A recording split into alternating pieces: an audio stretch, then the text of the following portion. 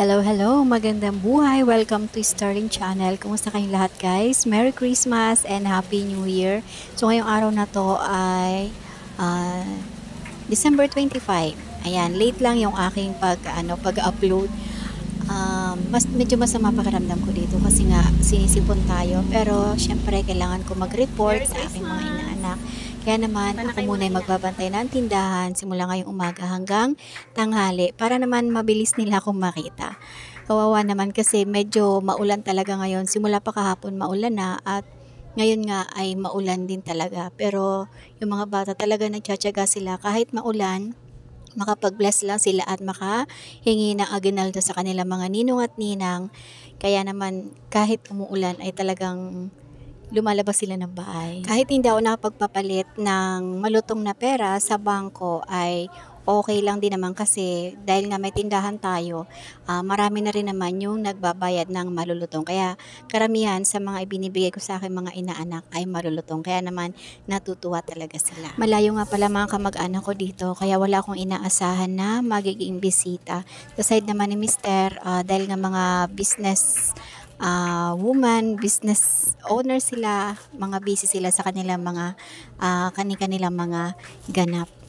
Pero nung buhay pa si nanay, ay syempre meron ditong munting Christmas party sa bahay.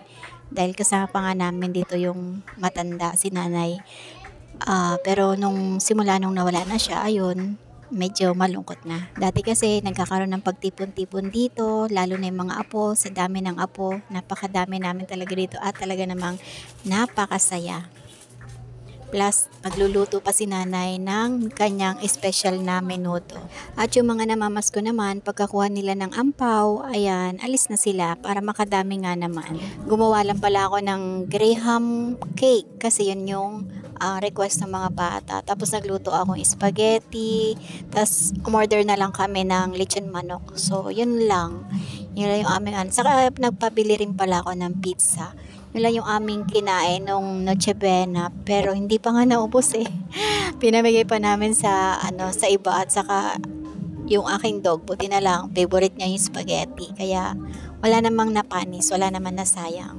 Pero pag Noche Buena, naghahanda talaga kami kasi kadugtong yun ng birthday nung aking panganay. Medyo nagdadagdag tayo na niluluto.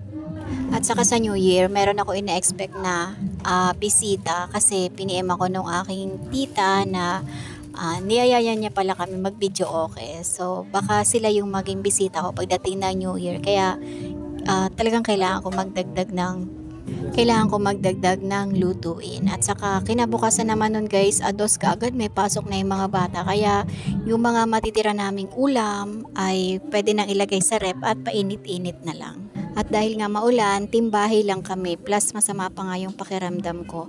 Pero yung mga bata nagpunta doon sa isa nilang tita at namasko. At dahil nga hindi kami lumabas, hindi na rin kami nakapagsimba. Nagpray na lang kami dito sa bahay na lagi naman din namin ginagawa. So, yun lang guys. Share ko lang yung ganap nung Pasko dito sa amin. Kahit wala naman masyadong ganap. Maraming salamat nga pala sa inyong panonood. Again, thank you for watching. God bless us all and always remember, commit your work to the Lord and He will crown your effort with success. Thank you. Keep safe everyone. Merry Christmas and Happy New Year.